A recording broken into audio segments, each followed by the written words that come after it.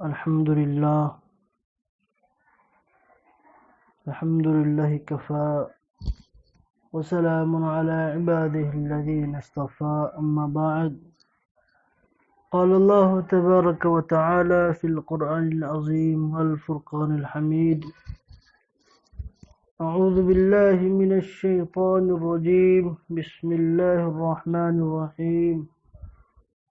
يا أيها الذين آمنوا اتقوا الله وكونوا مع الصادقين صدق الله مولانا العظيم وبلغنا رسوله النبی الکریم۔ آئیے کچھ سننے و سنانے سے قبل مدینے میں آرام فرمانے والے سب کے آقا و مولا پیارے مصطفیٰ صلی اللہ تعالی علیہ وسلم کی بارگاہ ناز میں درود پاک کا نذرانہ پیش کریں، پڑھیں اللہم صلی علی سیدنا شفیعنا حبیبنا نبینا مولانا بارک وسلم صلی علیہ صلاۃ و سلام علیک یا رسول اللہ صلی اللہ تعالی علیہ وسلم۔ جو مانگنے کا طریقہ ہے اس طرح مانگو، جو مانگنے کا طریقہ ہے اس طرح مانگو، در کریم سے بندے کو کیا نہیں ملتا، در کریم سے بندے کو کیا نہیں ملتا۔ انشاءاللہ آج ہم شب عید کے بارے میں گفتگو کریں گے کہ شب عید کی کیا اہمیت ہے اسلام کے نزدیک اور مسلمانوں کے نزدیک۔ سرکار دو عالم صلی اللہ علیہ وسلم کا کیا ارشاد ہے اس شب کے تعلق سے، آئیے اس کے لیے چند حدیثیں بیان کروں۔ اس سے پہلے یہ سمجھتے ہیں کہ عید کی شب کیا ہے۔ عید کی شب عیدی لینے کی رات ہے۔ بچپن سے ہم اپنے بڑوں سے عید کا دن آنے پر ہم عیدی مانگتے ہیں، تو ہمیں ہر بڑا شخص اپنی حیثیت کے مطابق عیدی عطا کرتا ہے۔ بڑے بھائی، والد، بڑے ابو اور بھی رشتہ دار حضرات جو بھی یہ اپنی حیثیت کے مطابق ہمیں عیدی دیتے ہیں تو ہمارا دل خوش ہو جاتا ہے۔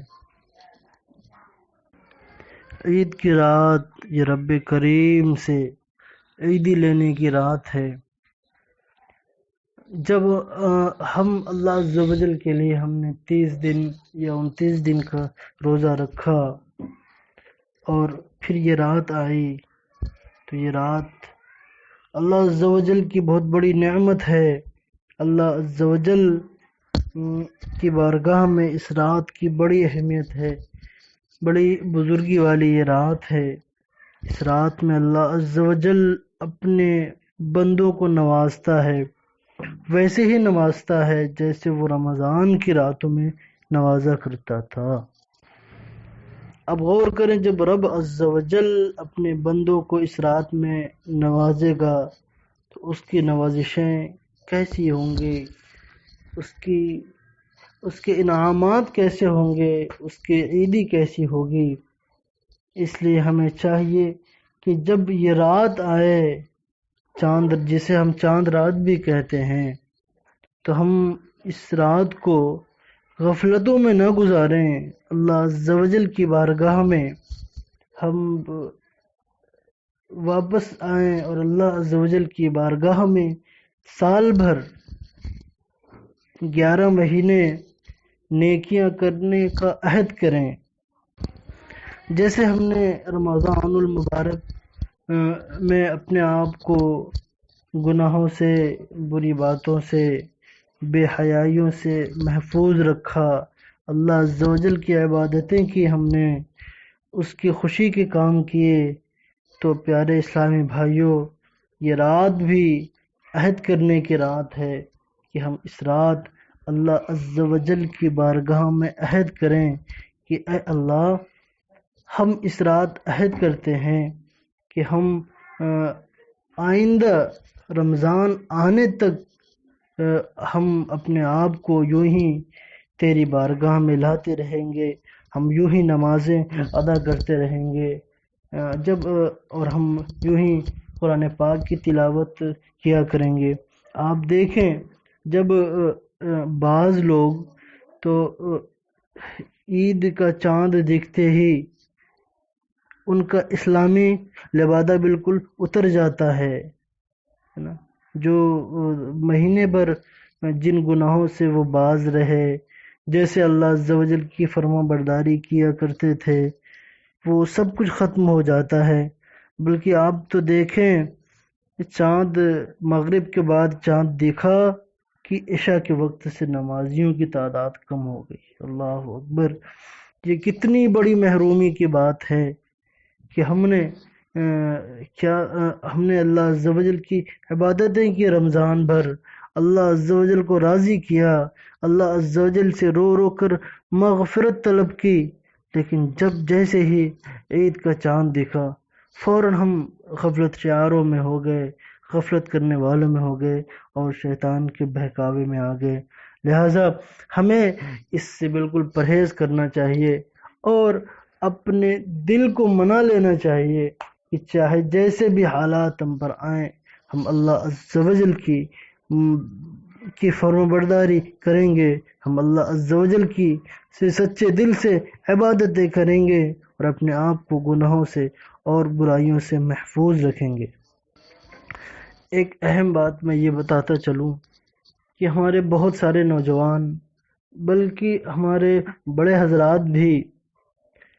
چاند رات کو مارکیٹنگ کرنے کے لیے، شاپنگ کرنے کے لیے خاص کر دیتے ہیں کہ کچھ چیزیں چھوڑ دو، چاند رات کو اس کی شاپنگ کریں گے۔ میرے پیارے اسلامی بھائیوں، یہ رات شاپنگ کرنے کی رات نہیں ہے، یہ رات مارکیٹنگ کرنے کی رات نہیں ہے۔ آئیے میں اس تعلق سے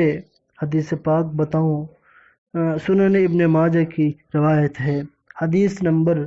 1782، حضرت ابو امامہ باہلی رضی اللہ تعالی عنہ سے مروی ہے۔ سرکار دو عالم صلی اللہ علیہ وسلم ارشاد فرماتے ہیں، من قام لیلۃ العیدین محتسبا لم یمت قلبہ یوم تموت القلوب۔ جس نے عیدین کی رات کو قیام کیا، عیدین سے مراد عید الفطر اور عید الاضحیٰ کی راتیں ہیں، جس نے عید الفطر اور عید الاضحیٰ کی رات کو قیام کیا اللہ عز و جل کی رضا خوشنودی حاصل کرنے کے لیے، اس کی رحمت طلب کرنے کے لیے، تو پھر آگے اس کا بیان کہ سرکار کیا فرماتے ہیں، لم یمت قلبہ یوم تموت القلوب، تو اس کا دل اس دن زندہ ہوگا جس دن دوسرے دل مردہ ہو جائیں گے۔ آپ اندازہ لگائیں اس حدیث پاک سے، اللہ عز و جل کے پیارے رسول صلی اللہ علیہ وسلم مسلمانوں کو، اپنی امتیوں کو یہ بہت بڑی خوشخبری دیتے ہیں اور بیدار کرتے ہیں کہ اس رات، یہ جو رات آنے والی ہے چاند رات، اس رات تم اللہ عز و جل کے لیے قیام کرو، عبادتیں کرو۔ اگر تم نے ایسا کیا تو اللہ عز و جل تمہارے دلوں کو زندہ رکھے گا، اور دل کی زندگی حقیقی زندگی ہے، روح کی زندگی حقیقی زندگی ہے، ورنہ اس دنیا سے تو ہر کسی کو مر کے چلا جانا ہے، لیکن اگر ہماری روح زندہ رہی، اگر ہمارا دل زندہ رہا تو یہ زندگی آخرت میں ہمارے لیے ذریعہ نجات ہوگی۔ ایک دوسری روایت حضرت عبادہ بن صامت رضی اللہ تعالی عنہ سے ہے، کہ فرماتے ہیں کہ اللہ کے رسول صلی اللہ علیہ وسلم نے فرمایا، من احیا لیلۃ الفطر و لیلۃ الاضحیٰ لم یمت قلبہ یوم تموت القلوب۔ جس نے فطر کی رات کو زندہ کیا، یعنی اس رات عبادتیں کی، اور اضحیٰ کی رات یعنی قربانی کی رات کو زندہ کیا اور رات میں عبادتیں کی، تو اس کا بھی دل نہیں مرے گا، اس کا دل اس دن زندہ رہے گا جس دن دوسرے دل مردہ ہو جائیں گے۔ اب اندازہ لگائیں کہ اس رات کی کتنی بڑی فضیلت ہے، کتنی اہمیت ہے، اور اتنی اہمیت ہونے کے باوجود، اتنی فضیلت، اتنی برکتیں ہونے کے باوجود اگر ہم اس رات کو یوں ہی گزار دیں، اللہ کی بارگاہ میں عبادتیں نہ کریں، اللہ عز و جل سے اپنے روزوں میں جو کوتاہیاں ہو گئی ہیں اس کی معافی طلب نہ کریں گے، تو سب سے بڑی محرومی ہے ہمارے لیے۔ ہمیں چاہیے کہ ہم اپنے آپ کو ایسی محرومی سے بچائیں۔ جب یہ رات آئے تو ابھی رمضان چل رہا ہے، رمضان المبارک کا آخری عشرہ ہے، 25ویں 27ویں شب آئے گی، پھر 29ویں شب آئے گی، پھر یہ رمضان ہم سے رخصت ہو جائے گا۔ رمضان رخصت ہونے سے پہلے پہلے ہمیں اللہ عز و جل کی بارگاہ میں اپنی عبادتوں کی قبولیت کی دعائیں کرنی ہیں، اور اپنی عبادتوں میں جو کوتاہیاں ہو گئی ہیں ان کوتاہیوں کی بھی معافی مانگنی ہے۔ لیکن پیارے اسلامی بھائیوں، یہ رمضان میں تو ہمیں ایسا کرنا ہی ہے، رمضان کے بعد بھی اللہ عز و جل انعام کے طور پر ایک رات ہمیں عطا کرتا ہے، اور اس کو لیلۃ الجائزہ کہا جاتا ہے، انعام لینے کی رات۔ تو اس دن تو کم از کم ہم اللہ عز و جل کی بارگاہ میں اپنے سروں کو جھکائیں، اپنے دل کو جھکائیں، اپنی پیشانیوں کو جھکائیں، اپنی زبان کو جھکائیں، اور اللہ عز و جل سے اس دن خیر اور بھلائی طلب کریں۔ آئیے اب شب عید کے تعلق سے ایک اور بہت پیاری سی حدیث میں آپ کو سناؤں۔ یہ حضرت معاذ بن جبل رضی اللہ تعالی عنہ سے مروی ہے۔ سرکار دو عالم صلی اللہ علیہ وسلم ارشاد فرماتے ہیں: من احیا اللیالی الخمس وجبت له الجنة لیلۃ الترویۃ ولیلۃ عرفہ ولیلۃ النحر ولیلۃ الفطر ولیلۃ النصف من شعبان۔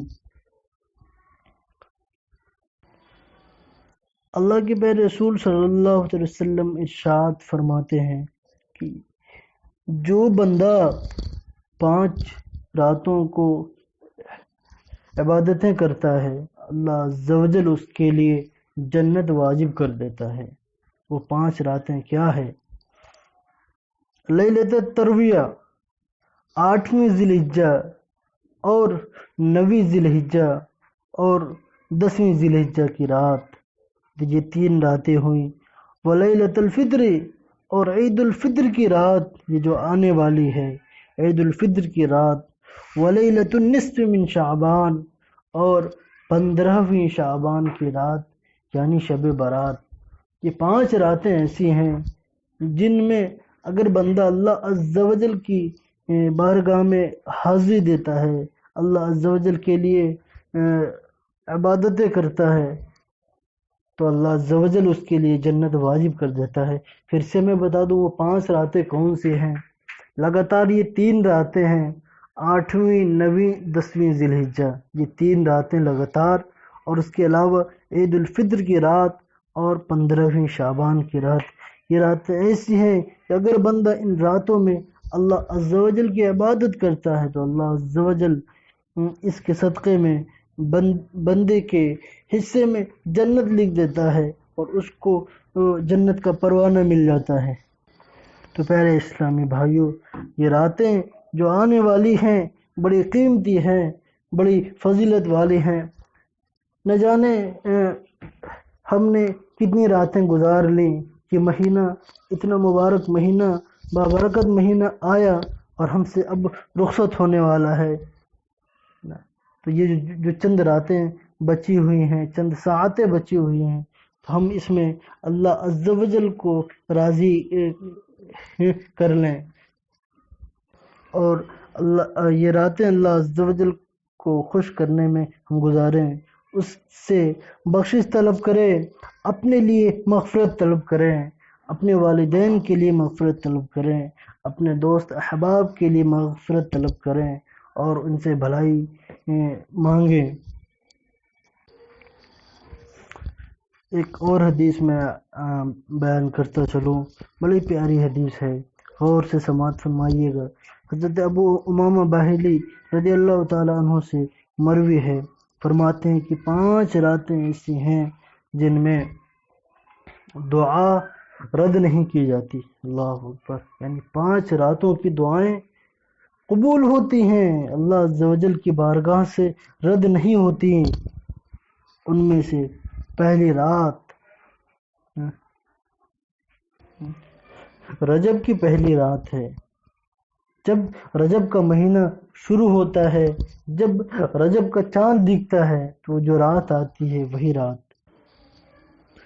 اور دوسری رات وہ 15ویں شعبان کی رات جو ہے وہ بھی اس میں شامل ہے۔ اور تیسری جمعہ کی رات، یعنی جمعہ کا دن آنے سے پہلے جو رات آتی ہے،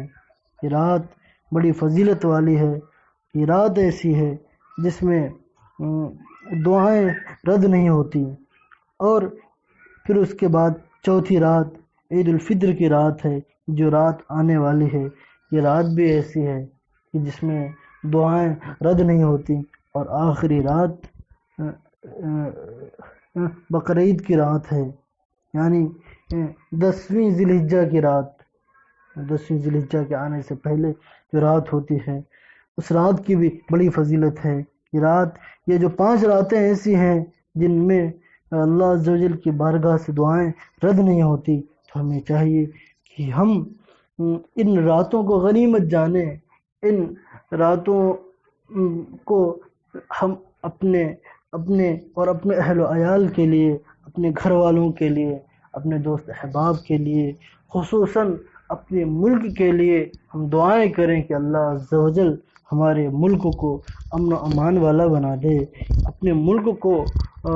بیماریوں سے، پریشانیوں سے اور فرقہ پرستی سے پاک فرما دے، تاکہ ہم چین و سکون کے ساتھ راحت بھری زندگی اپنے ملک میں گزاریں اور تیرے حبیب پاک صلی اللہ علیہ وسلم کی یاد منا سکیں، تیری عبادتیں کر سکیں، کھل کر مسجدوں میں آ سکیں، نمازیں پڑھ سکیں، اذان دے سکیں۔ ایسی دعائیں خوب کرنی چاہیے۔ میرے پیارے اسلامی بھائیوں، اوپر جو باتیں بیان کی گئیں، ہمیں خود بھی عمل کرنے کی کوشش کرنی چاہیے، اللہ عز و جل سے دعا کرنی چاہیے کہ مولا ہمیں اس پر عمل کرنے کی توفیق عطا فرما، اور اپنے دوست احباب تک بھی ایسی باتیں پہنچانے کی ہمیں کوشش کرنی چاہیے، تاکہ وہ ہمارے دوست احباب بھی غفلت میں نہ پڑ کر اس رات کو گزار لیں، بلکہ اس رات کو اللہ عز و جل کی رضا حاصل کرتے ہوئے گزاریں۔ ایسا نہ ہو کہ ہم اس رات کو اپنی ضروریات پوری کرنے میں ہم گزار دیں۔ بس اوقات یہ دیکھا جاتا ہے کہ اس رات اکثر مسلمان سیلون میں لائن لگاتے پھرتے ہیں، گھنٹوں بعد ہمارا نمبر آتا ہے، پوری رات جگتے ہیں اور کوئی بھی کام نہیں کرتے، اور ہم پھر سو جاتے ہیں، حتیٰ کہ پوری رات جگ کر جب ہم 3-4 بجے بلکہ فجر کے وقت ہم سو جاتے ہیں اور فجر چھوڑ دیتے ہیں۔ آپ بتائیں میرے بھائی، یہ عید کی نماز فرض نہیں ہے تو ہم اس کے لیے کتنی تیاریاں کرتے ہیں، لیکن جو نماز فرض ہے، فجر کی نماز جو فرض ہے ہم پر، 5 نمازیں فرض ہیں ہم پر، تو ہم اسے چھوڑ دیتے ہیں، ہم اس کو ہلکے میں لے لیتے ہیں۔ پیارے بھائی، ایسا ہرگز نہ کریں۔ رات میں اگر ہمیں جگنے میں پریشانی ہو رہی ہو، یہ اندیشہ ہو کہ اگر ہم پوری رات جگیں گے تو ہم صبح بیدار نہیں ہو سکیں گے۔ اگر ہم اچھی نیت کے ذریعے اگر ہم سو بھی گئے اس رات، اللہ عز و جل سے بھلائی کی امید کرتے ہوئے، اللہ عز و جل سے دعا کرتے ہوئے اگر ہم سو بھی گئے کہ اللہ اگر میں جگوں گا تو میری صبح کی نماز چھوٹنے کا خطرہ ہے، تو یقین جانیے مجھے اللہ کی رحمت سے امید ہے کہ اللہ عز و جل چونکہ بندوں کے دلوں کی نیتوں کو جانتا ہے، دلوں کے ارادے کو جانتا ہے، وہ ضرور اپنے بندوں پر رحم فرمائے گا اور اس رات کی برکتوں سے مالا مال فرمائے گا۔ عید کا دن آنے سے پہلے پہلے ہم صدقہ فطر ادا کر سکیں، ہمیں چاہیے کہ ہم صدقہ فطر عید کا دن آنے سے پہلے پہلے ادا کر دیں، تاکہ ہمارے وہ پریشان حال بھائی جو کسی وجہ سے ہمارے ساتھ خوشیوں میں شریک نہیں ہو سکتے تھے، وہ بھی اللہ عز و جل ان کے لیے بھی آسانیاں کر دے اور وہ ہمارے ساتھ ہماری خوشیوں میں شریک ہو جائیں، ان کے کھانے کا انتظام ہم کر دیں، ان کے پاس غلے کا انتظام کر دیں اور ان کے کپڑے کا انتظام کر دیں۔ جہاں تک ہم سے بن پڑے اللہ عز و جل کی بارگاہ میں نیک اعمال بجا لائیں، ہو سکتا ہے اللہ عز و جل کو کون سی ہماری نیکی پسند آ جائے اور اس کے صدقے میں ہماری مغفرت ہو جائے۔ پیارے پیارے اسلامی بھائیوں، آئیے ہم اس رب کریم کی بارگاہ میں دعا کرتے ہیں کہ اللہ عز و جل ہمیں ان باتوں پر عمل کرنے کی توفیق عطا فرمائے، اور یہ جو مبارک اور بابرکت رات یہ آنے والی ہے، اس رات کے آنے سے پہلے پہلے ہمیں اپنے گناہوں سے توبہ کرنے کی توفیق عطا فرمائے، اور جب یہ رات اللہ عز و جل کی رحمت سے ہم پر سایہ فگن ہو تو ہم اللہ کی بارگاہ میں اپنے سروں کو جھکائیں اور اللہ عز و جل سے اس رات کی بھلائیاں مانگیں، اپنے آل اولاد کے لیے بھلائیاں مانگیں، اپنے گھر والوں کے لیے بھلائیاں مانگیں، اپنے ملک کے لیے بھلائیاں مانگیں، اور دعا کریں کہ اللہ عز و جل ہمارے روزوں کو شرف قبولیت عطا فرمائے۔ آپ دیکھیں کہ ہم اللہ عز و جل کے لیے خاص اس کی رضا کے لیے ہم روزہ رکھتے ہیں، لیکن اس میں جانے انجانے میں کتنی کوتاہیاں ہو جاتی ہیں، ہم نہ چاہتے ہوئے بھی ہم اس میں بد کلامی کر جاتے ہیں، ہم دوسروں کو تکلیفیں دے دیتے ہیں اپنی زبانوں سے۔ تو ہمیں چاہیے کہ ہم جو کچھ بھی ہماری خطائیں ہوئی ہوں ان کو یاد کر کر کے اللہ عز و جل کی بارگاہ میں معافی مانگے۔ پیارے اسلامی بھائیوں، اگر ہم سچے دل سے ہم اس رات اللہ سے گر گڑا کر معافی مانگیں گے تو اس رب کریم کی ذات بڑی شفقت والی ہے، عنایتوں والی ہے، وہ اپنی فضل سے ہم پر کرم فرمائے گا، وہ اللہ ہمارے گناہوں کو معاف فرمائے گا۔ ہمیں اللہ کی رحمت سے نا امید نہیں ہونا چاہیے۔ ہم بے شمار غلطیاں کرتے ہیں، بے شمار برائیاں کرتے ہیں، لیکن پھر بھی اللہ عز و جل ہمیں کھانے پینے کو دیتا ہے، اپنی نعمتیں عطا کرتا ہے۔ ہم اللہ عز و جل کی کتنی نافرمانیاں کرتے ہیں، دن رات نافرمانیاں کرتے ہیں۔ آپ رمضان المبارک سے ہٹ کر آپ ذرا دیکھیں کہ دوسرے مہینوں میں ہماری حالتیں کیا ہوتی ہیں، نہ صبح نہ فجر کا پتہ ہوتا ہے، نہ عشاء کا پتہ ہوتا ہے، نہ ہمیں اور بھی نمازوں کا خیال ہوتا ہے۔ قرآن پاک کو ہم ایسا اٹھا کر طاق پر ہم رکھ دیتے ہیں کہ سال بھر کے بعد ہی پھر اٹھاتے ہیں، کہیں ایسا نہ ہو کہ ہم اللہ کی رحمت سے محروم ہو جائیں۔ ہمیں اللہ سے مانگنا چاہیے کہ اللہ عز و جل ہمیں محروم نہ کر، ہمیں عطا کر دے۔ مولا ہم مانگ نہیں پاتے، ہمیں مانگنے کا شعور نہیں ہے، مولا تو ہمیں مانگنے سے زیادہ عطا کر دے، تو ہمیں مانگنے سے زیادہ عطا کر دے، تو ہمیں اپنے فضل خاص سے ہمیں حصہ عطا فرما۔ انہی باتوں پر میں اپنی گفتگو ختم کرتا ہوں اور اللہ عز و جل کی بارگاہ میں دعا گو ہوں کہ مولا جو بولنے میں کسی قسم کی غلطی ہو گئی ہو، لغزش ہو گئی ہو تو ہمیں معاف فرما دے اور ہمیں اس پر عمل کرنے کی توفیق عطا فرما۔ استغفر اللہ ربی من کل ذنب واتوب الیہ وما علینا الا البلاغ۔ السلام علیکم ورحمۃ اللہ وبرکاتہ۔